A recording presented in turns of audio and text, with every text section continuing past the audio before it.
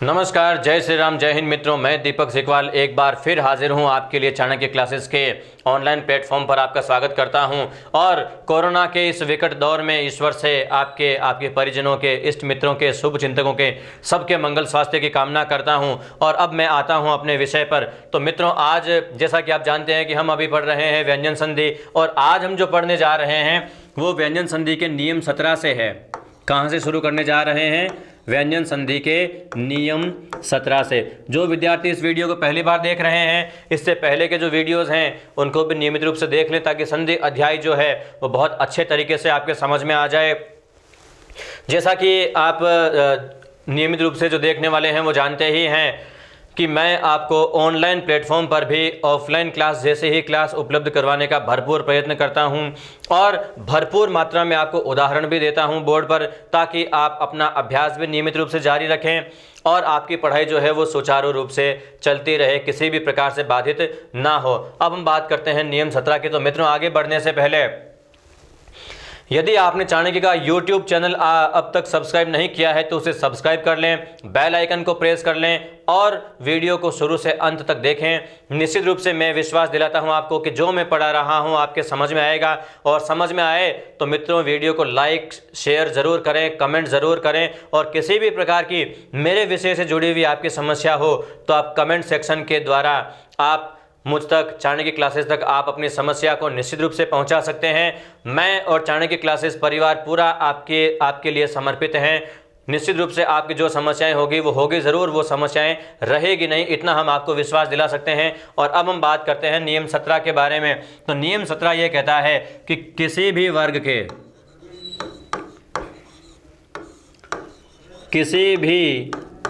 के तृतीय वर्ण के बाद यदि किसी वर्ग का या यदि प्रथम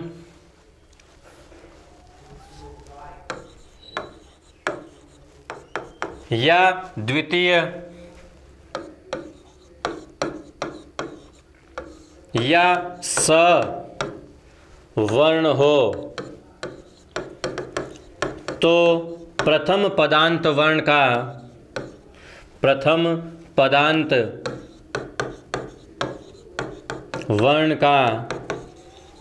अपने ही वर्ग का कौन सा वर्ण हो जाता है? प्रथम वर्ण हो जाता है। प्रथम वर्ण हो जाता है। मित्रों, यहाँ पर सबसे पहले आप नियम को बड़े गौर से एक बार देखिएगा, पढ़िएगा और समझने का प्रयत्न कीजिएगा, और उसके बाद में उदाहरणों की ओर जाइएगा। क्योंकि नियम यदि ढंग से समझ में नहीं आया है तो उदाहरणों को सॉल्व करने में आपको खासी समस्या हो सकती है, और हम चाहते हैं कि आपको किसी प्रकार की समस्या ना हो। इसलिए मैं आपको विशेष रूप से ये कह देना चाहता हूँ कि सबसे पहले आप नियम को देखें। नियम में क्या कहा गया है कि सबसे पहले क्या होना चाहिए? वर्ग का तृतीय वर्ण होना चाहिए। कौन सा वर्ण होना चाहिए? तृतीय वर्ण। और उस तृतीय वर्ण के बाद क्या होना चाहिए? तो जैसा कि आप देख सकते हैं यहाँ पर हमने लिखा है प्रथम, द्वितीय और स, इन्हीं में से कोई वर्ण होना चाहिए।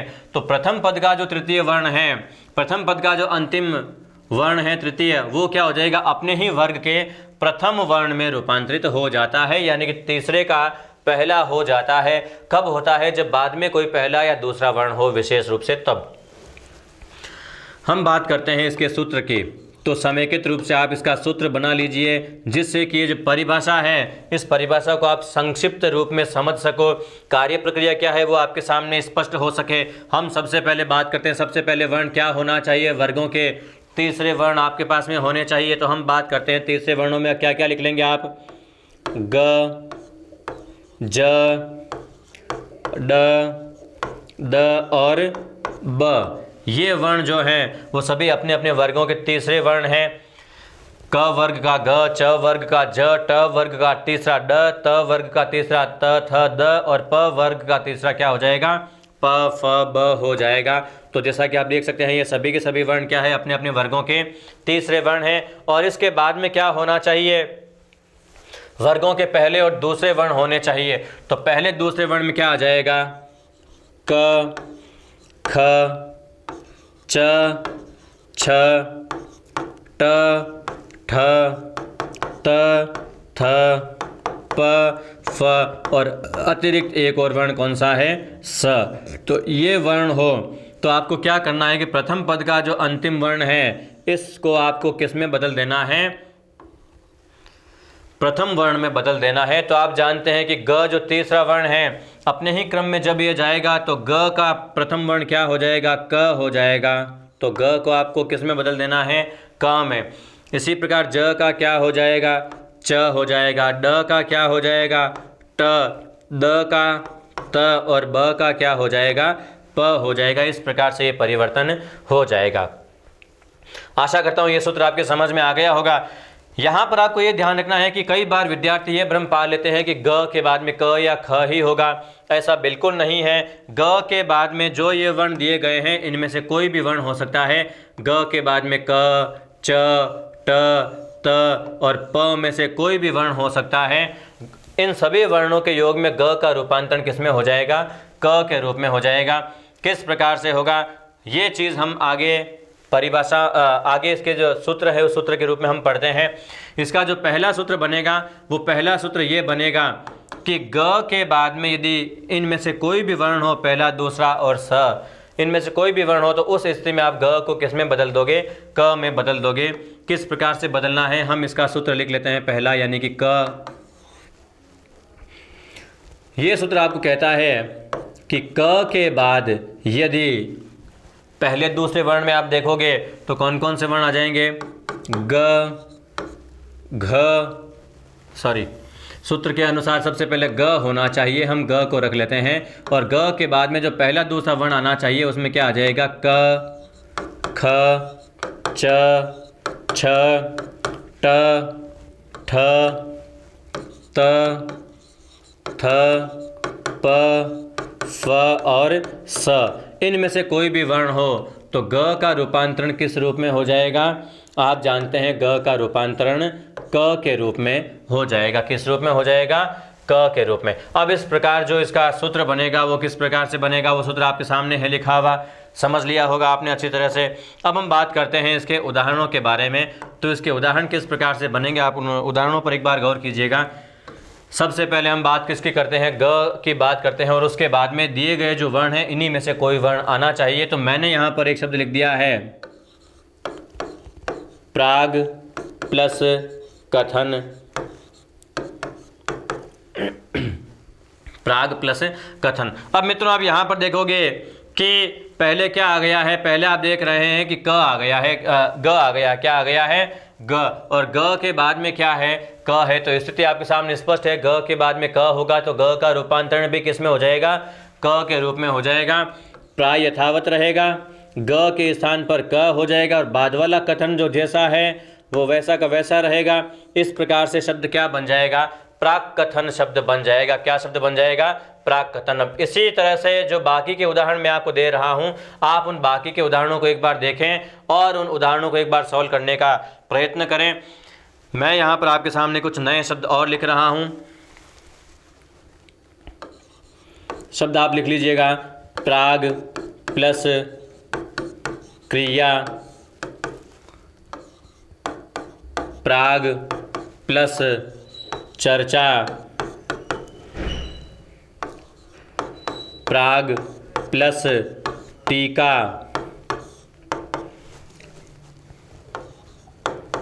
प्राग प्लस तन, प्राग प्लस सर्ग। आगे हम और उदाहरण बात करते हैं तो शब्द आ जाएगा दिग प्लस कोण,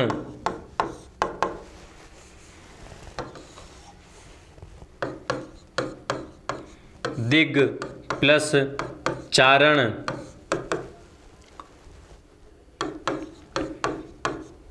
दिग प्लस पतित, वाग प्लस पतित, वाग प्लस चर्चा, वाग प्लस टीका। इस प्रकार से हमने ये कुछ उदाहरण रख दिए हैं।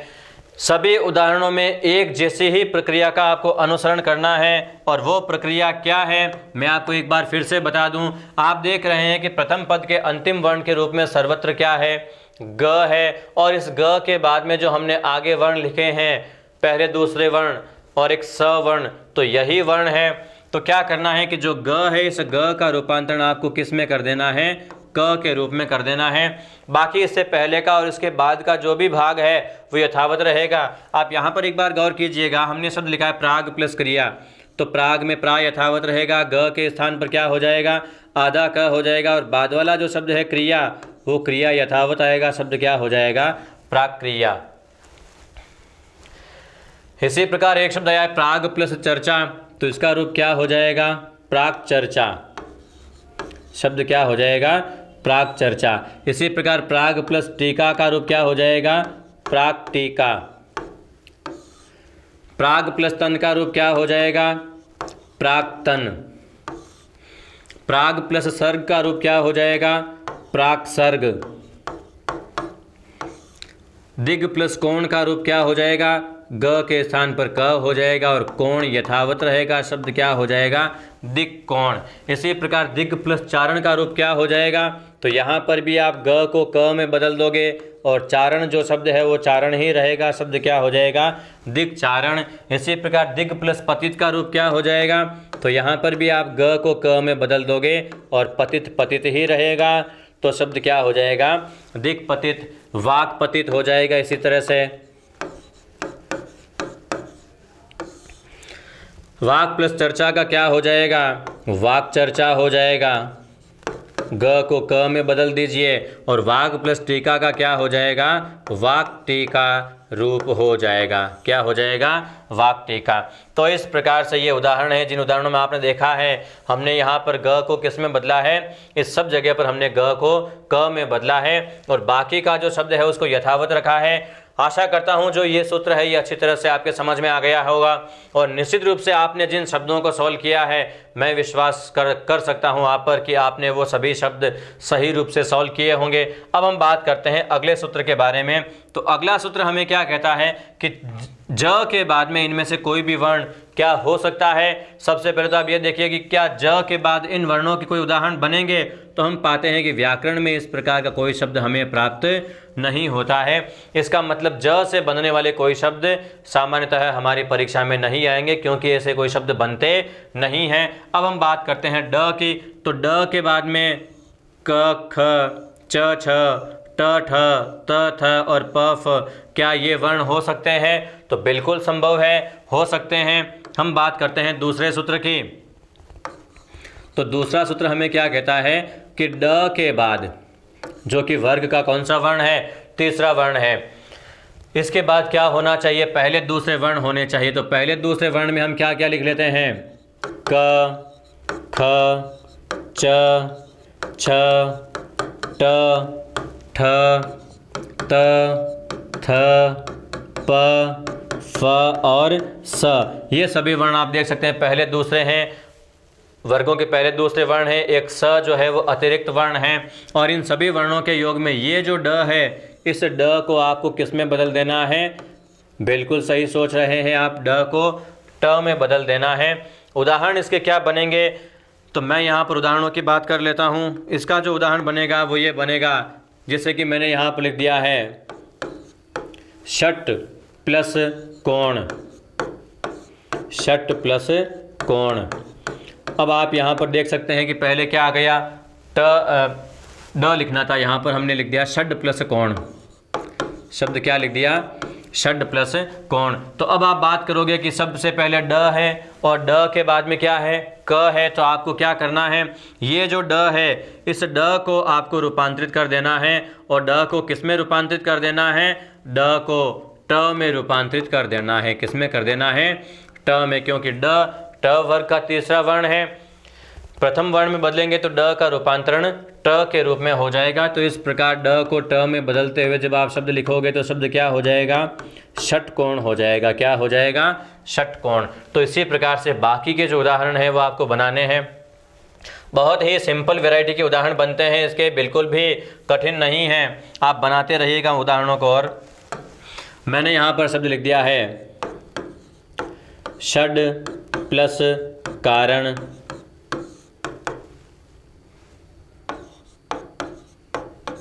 षड प्लस चरण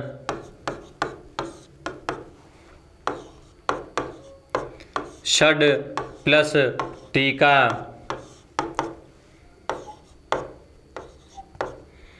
षड प्लस तीर्थ और शब्द हो जाएंगे षड प्लस पद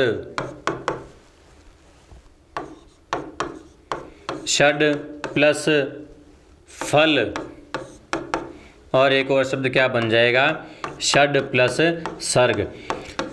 जहाँ तक प्रथम पद के अंतिम वर्ण के रूप में ट या ड की बात आती है तो सामान्यतः हिंदी में हमें एक ही शब्द मिलता है षट, जो या षड के रूप में हम इसके उदाहरण बनाते हैं, या तो षट या फिर षड। बाकी अन्य किसी शब्द के उदाहरण ट से समाप्त होने वाले लगभग नहीं के बराबर हमें प्राप्त होते हैं। इसलिए इस षट जो एक शब्द है इसी के साथ हमें बाकी उदाहरण बना करके और संतुष्टि करनी होगी मित्रों। अन्य कोई शब्द ऐसा मिलता नहीं है जिसके अंत में ट हो और वो हलंत हो और वो हिंदी व्याकरण में आता हो। अब हम बात करते हैं इन उदाहरणों की। तो यहाँ पर भी आपको उसी कार्य प्रक्रिया का अनुसरण करना है। और वो कार्य प्रक्रिया क्या करते आए हैं आप, जो ड है इस ड को किस में रूपांतरित करना है, ट के रूप में। तो आप देखिए षड प्लस कारण आपके सामने लिखा हुआ एक शब्द है, रूप क्या बनाओगे आप इसका, षट कारण। षड प्लस चरण का रूप क्या हो जाएगा, षट चरण। षड प्लस टीका का रूप क्या हो जाएगा, षट टीका। इसी प्रकार षड प्लस तीर्थ का रूप क्या हो जाएगा, तो ड को यहाँ पर आप ट में बदल दोगे तो शब्द क्या हो जाएगा, षट तीर्थ। और इसी तरह से षड प्लस पद का रूप क्या हो जाएगा, ड को ट में बदल दो और शब्द क्या हो जाएगा, षट पद। षट प्लस फल का रूप क्या हो जाएगा, षट फल। और इसी प्रकार षड प्लस सर्ग का क्या हो जाएगा, षट सर्ग। क्या रूप हो जाएगा, षट सर्ग रूप बन जाएगा। तो इस प्रकार हम देखते हैं कि व्यंजन संधि का जो हम नियम पढ़ रहे हैं, इस नियम का जो दूसरा सूत्र है यह भी निश्चित रूप से आपके समझ में आ गया होगा। उदाहरणों को बराबर लिखते रहें, अभ्यास करते रहें, और कोई समस्या आए तो कमेंट सेक्शन के जरिए आप अपनी समस्या को नियमित रूप से हम तक पहुंचाते रहें। अब हम बात करते हैं इसके अगले सूत्र के बारे में। तो अगला सूत्र क्या कहता है, जैसा कि आपने देखा है कि हमने कुछ वर्णों को तो हमने पढ़ लिया है और कुछ वर्ण जो अभी तक शेष रह गए हैं हम उनके भी उदाहरण एक बार बना लेते हैं। जैसा कि आप देखते हैं कि यहाँ पर द है और द के बाद में आने वाले वर्ण कौन कौन से हो सकते हैं। तो मित्रों आपको बता दूं मैं कि द के बाद में आने वाले वर्णों में या तो क वर्ग क आएगा, या फिर त, या फिर प फ स, इन्हीं में से वर्ण आएंगे। च छ और ट ठ के उदाहरण द के बाद में सामान्यतः नहीं बनते हैं। क्यों नहीं बनते हैं, तो वहाँ पर आप समझ सकते हो कि त अथवा द के बाद में यदि च या छ होगा तो त का रूपांतरण किस में हो जाता है, च में हो जाता है। और इसी प्रकार त या द के बाद यदि ट या ठ होगा तो यहाँ पर भी आप देखेंगे कि जो त है इसका रूपांतरण ट के रूप में हो जाता है। तो ये नियम इस नियम की परिभाषा से थोड़ा अलग हो जाता है, इसलिए हम बात करेंगे च और ट है इसके उदाहरण इस सूत्र के अंतर्गत नहीं बनेंगे। अब जो मैंने अन्य वर्ण बताए हैं उनके उदाहरण किस प्रकार से बनेंगे तो हम उन पर एक बार चर्चा कर लेते हैं। बात करते हैं हम इस तीसरे नियम के बारे में। तो तीसरा नियम क्या कहता है कि सबसे पहले क्या होना चाहिए, प्रथम पद के अंतिम वर्ण के रूप में द होना चाहिए, और दूसरे पद के प्रथम वर्ण के रूप में आने वाले जो वर्ण हैं, जैसा कि मैं आपको बता चुका हूं कि बहुत ही सेलेक्टिव वर्ण आएंगे। आपको भी यहाँ पर थोड़ा सेलेक्टिव होना पड़ेगा। कौन कौन से वर्ण आ जाएंगे, क, ख, त, थ, प, फ और स, यही वर्ण आते हैं। और इन सभी वर्णों के योग में ये जो द है, इस द का रूपांतरण आप किस रूप में कर देते हो, द का रूपांतरण निश्चित रूप से आप त के रूप में कर दोगे। अब हम बात करते हैं इनके उदाहरणों के बारे में। इनके उदाहरण किस प्रकार से बनेंगे, तो इनके उदाहरणों पर आप आ जाइए। मान लीजिए मैंने यहाँ पर एक शब्द लिखा है सद प्लस कार। अब आप यहाँ पर देख सकते हैं कि प्रथम पद के अंतिम वर्ण के रूप में क्या आया है, प्रथम पद के अंतिम वर्ण के रूप में द आया है और उसके बाद में क्या है, क है। तो आप यहाँ पर देख सकते हैं कि द के बाद में क हो तो द को किस में बदलना है, द को त में बदलना है। तो द के स्थान पर त हो जाएगा, बाद वाला शब्द यथावत आएगा और इस प्रकार सद प्लस कार से रूप क्या बन जाएगा, सत्कार रूप बन जाएगा। इसी प्रकार से मैं कुछ और उदाहरण आपको अभ्यास के लिए दे रहा हूं। आप उन सभी शब्दों पर अभ्यास करें, उन्हें सॉल्व करने का प्रयत्न करें। समस्या से बिल्कुल ना घबराएं, समस्याएं निश्चित रूप से आएगी आपके सामने, लेकिन तब आएगी जब आप पढ़ोगे, क्योंकि समस्याएं आएगी तभी आप उनका समाधान कर पाओगे। कोई समस्या होगी ही नहीं तो आप समाधान करोगे कैसे, और आप पढ़ोगे भी नहीं तो कोई समस्या आपके समक्ष आएगी भी तो कैसे।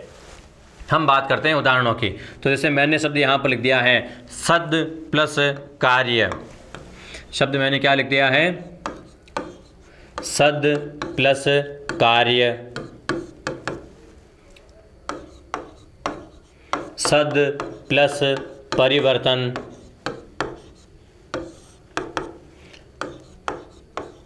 सद प्लस फल,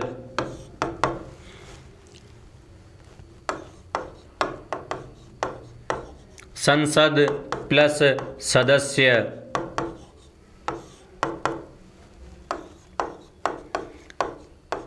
संसद प्लस सत्र।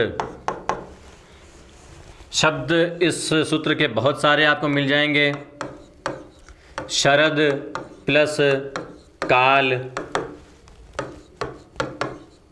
संवद प्लस सर। मित्रों केवल शब्दों को लिखें नहीं, मैं आपको बराबर बोल रहा हूं कि आप इन शब्दों को अपने स्तर पर भी आप सॉल्व करने का प्रयत्न करें, ताकि कौन सा शब्द आपसे गलत होता हो आप उसका कारण क्या है समझ सको और उसके सही रूप को समझ सको। इसलिए पहले मैं आपको बताऊं उससे पहले एक बार आप स्वयं अपने स्तर पर इन्हीं शब्दों को जोड़ करके रूप बना करके तैयार रखें। मैंने आगे शब्द लिख दिया है उद प्लस किरण,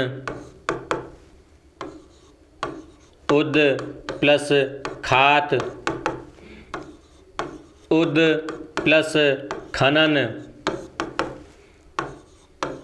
उद प्लस तर,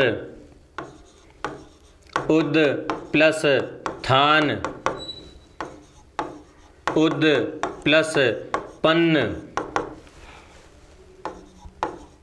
उद प्लस फुल और उद प्लस सर्ग। तो इस प्रकार मित्रों इस बोर्ड पर जितने उदाहरण आए मैंने उदाहरणों से इस बोर्ड को भर दिया है। अब हम बात करते हैं इन उदाहरणों को सॉल्व करने का तरीका क्या होना चाहिए। तो जैसा कि मैंने आपको बताया है, निश्चित रूप से यदि आपने उस तरीके को फॉलो किया है तो आपका उत्तर गलत हो ही नहीं सकता।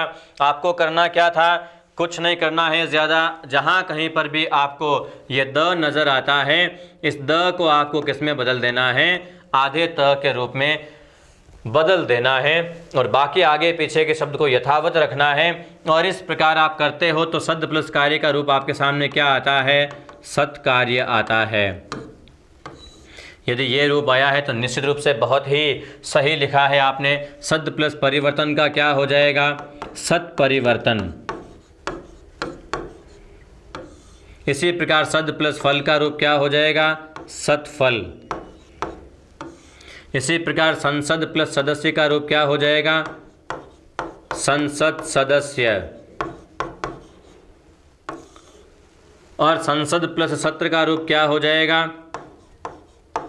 संसद सत्र। और इसी प्रकार आप देख सकते हैं शरद प्लस काल का रूप क्या हो जाएगा, शरद काल। संवद प्लस सर का रूप क्या हो जाएगा, संवत्सर। उद प्लस किरण का रूप क्या हो जाएगा, उत्कीर्ण। उद प्लस खात का रूप क्या हो जाएगा, उत्खात। उद प्लस खनन का रूप क्या हो जाएगा, तो मित्रों बिल्कुल उत्खनन रूप बनेगा। आप सही सोच रहे हैं, सही लिख रहे हैं। खुशी की बात है ये कि आपके जो उत्तर हैं वो सही जा रहे हैं। यही मेरे पढ़ाने की सार्थकता है कि आपको आपको मैं जो भी प्रश्न दूं, जो भी संधि से जुड़े हुए जो सवाल दूं, आप उनका समाधान कर सको, यही आपकी तरफ से मेरे लिए, संस्थान के लिए एक सच्ची गुरुदक्षिणा होगी। हम बात करते हैं उद्ध प्लस तर की, तो इसका रूप क्या हो जाएगा? बिल्कुल आप सही लिख रहे हैं, उत्तर इसका रूप बन जाएगा। उद्ध प्लस तम होता तो उत्तम रूप बन जाता। इसी प्रकार उद्ध प्लस थान का रूप क्या हो जाएगा? उत्थान। उद्ध प्लस पन्न का रूप क्या हो जाएगा? उत्पन्न।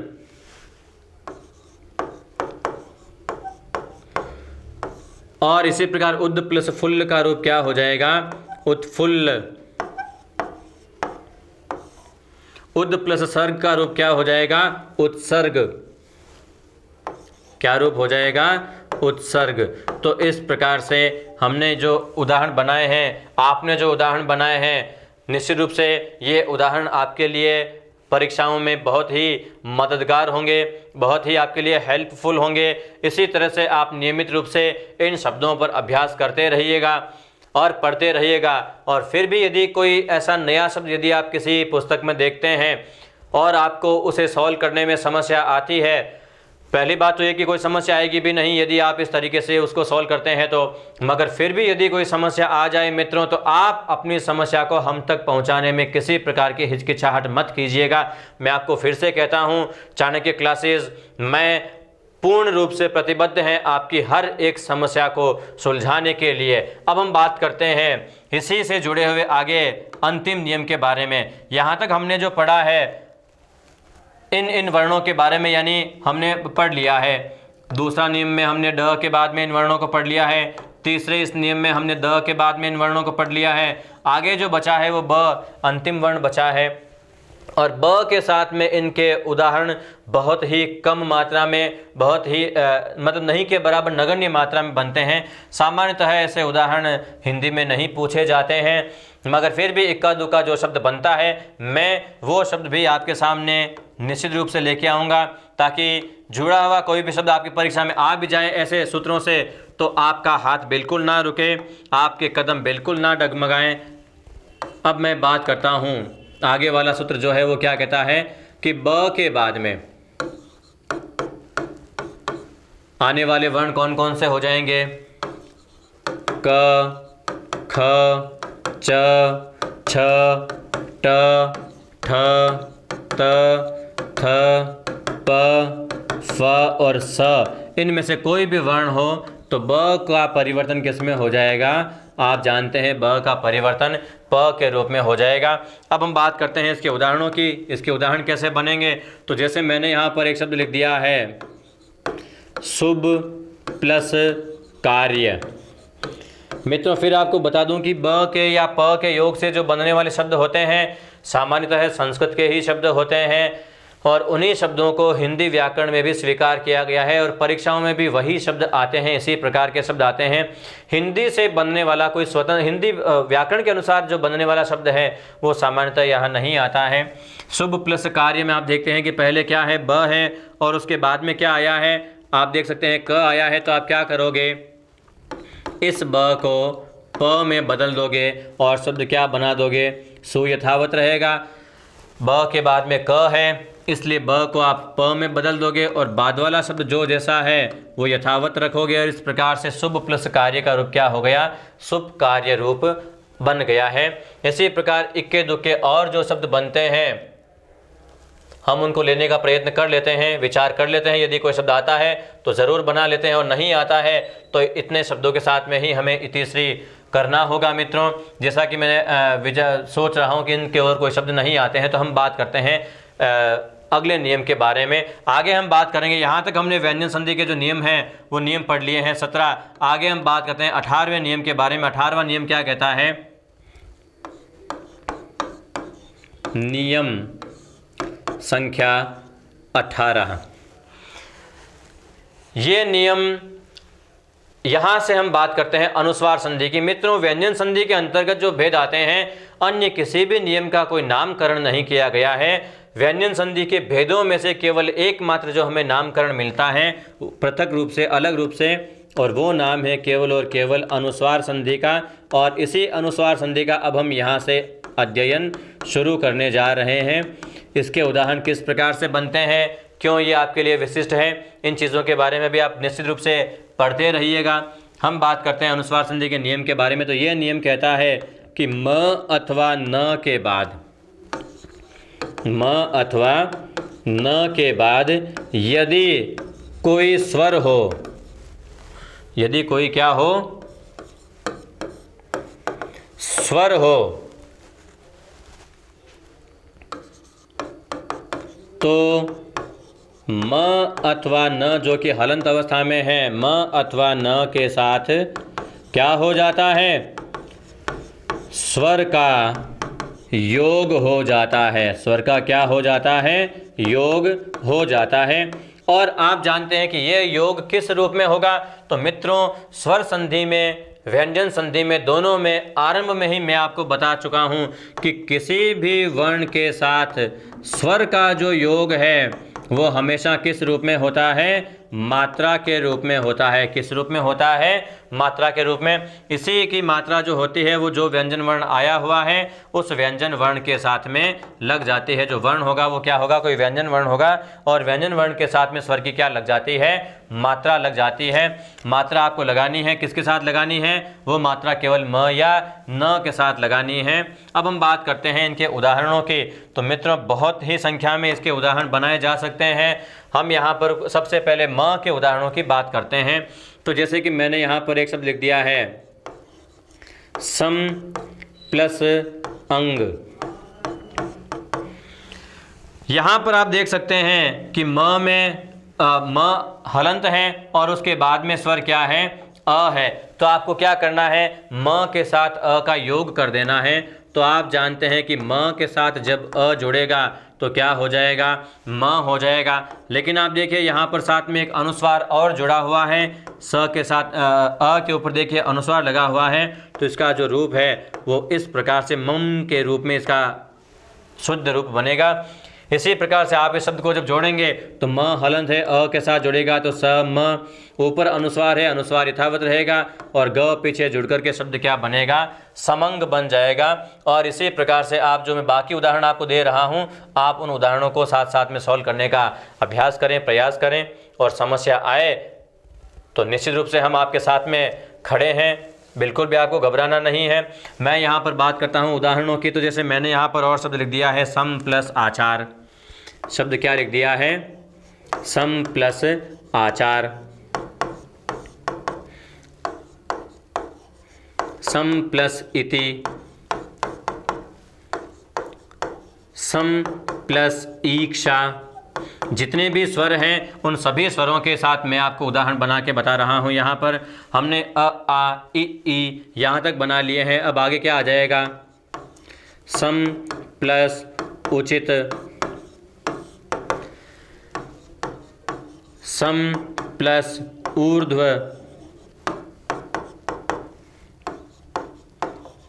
ऊ के बाद में स्वर आता है री।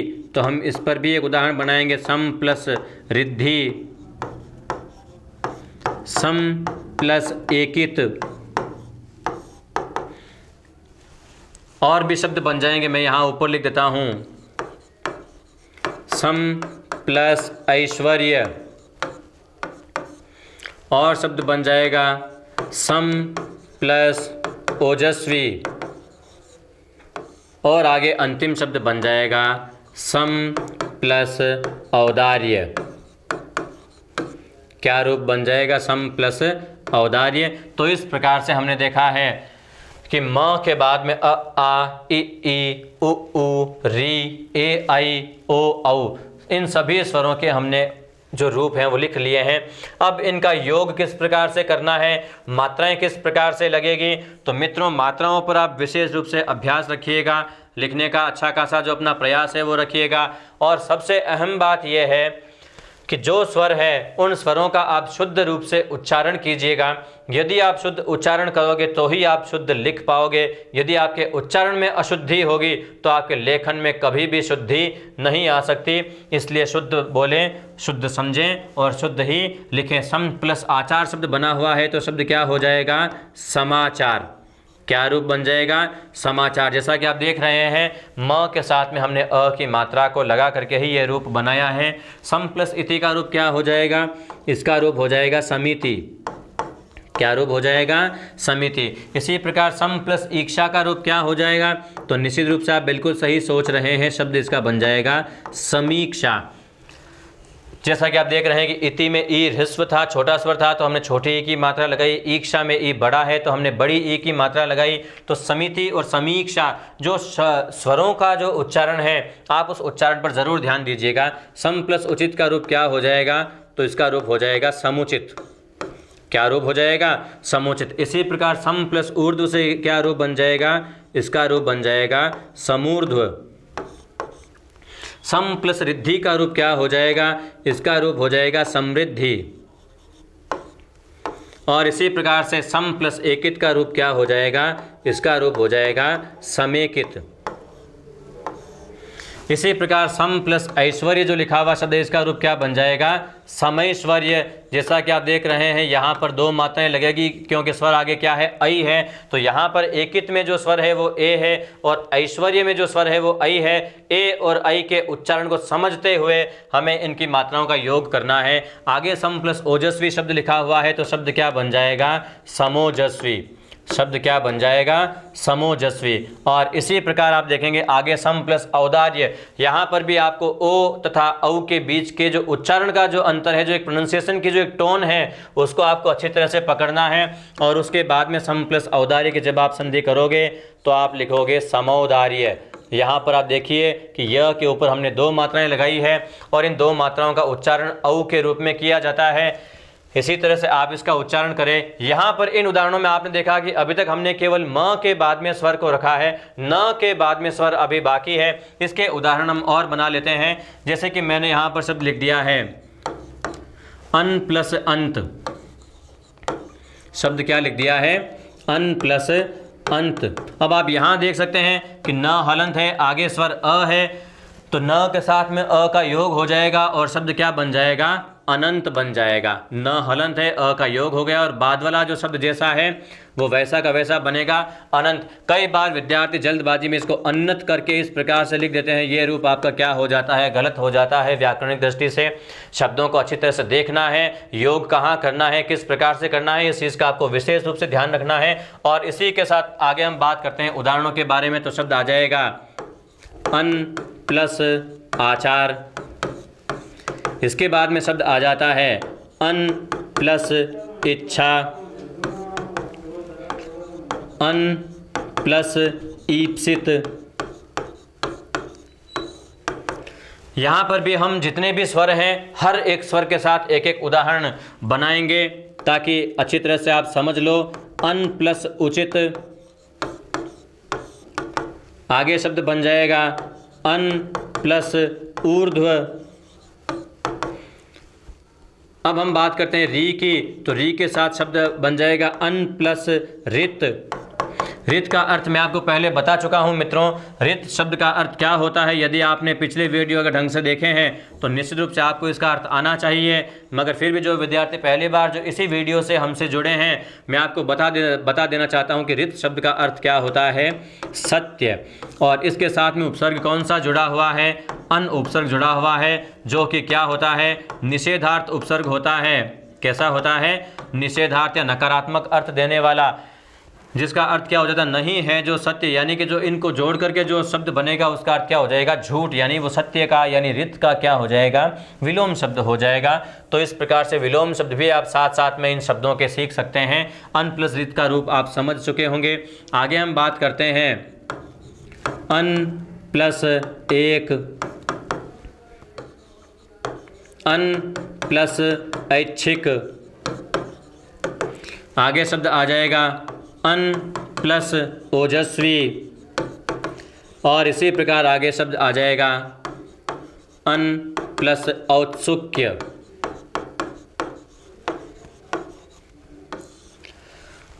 तो इस प्रकार के ये शब्द यहाँ पर आ जाते हैं। अब आप देख सकते हैं इन शब्दों को आराम से जोड़ सकते हैं। यहाँ पर आप देखते हैं कि सबसे पहले क्या है, प्रथम पद का अंतिम वर्ण, जैसा कि आप देख रहे हैं सब जगह न हलंत है, तो न हलंत ही रहेगा, हमें इसमें किसी प्रकार का कोई परिवर्तन नहीं करना है। बाद में आप देख सकते हैं अलग अलग प्रकार के स्वर हैं, अ आ इ ई उ ऊ री ए ऐ ओ औ। तो इन सभी स्वरों की यहाँ पर क्या लग जाएगी, मात्रा लग जाएगी। तो आपको क्या करना है, न के साथ में इन स्वरों की मात्राएं लगाते हुए उदाहरण बनाना है। अन प्लस आचार का रूप क्या हो जाएगा, अनाचार। इसी प्रकार अन प्लस इच्छा का रूप क्या हो जाएगा, अन प्लस इच्छा जो शब्द है इसका रूप क्या हो जाएगा, अनिच्छा। क्या रूप हो जाएगा, अनिच्छा।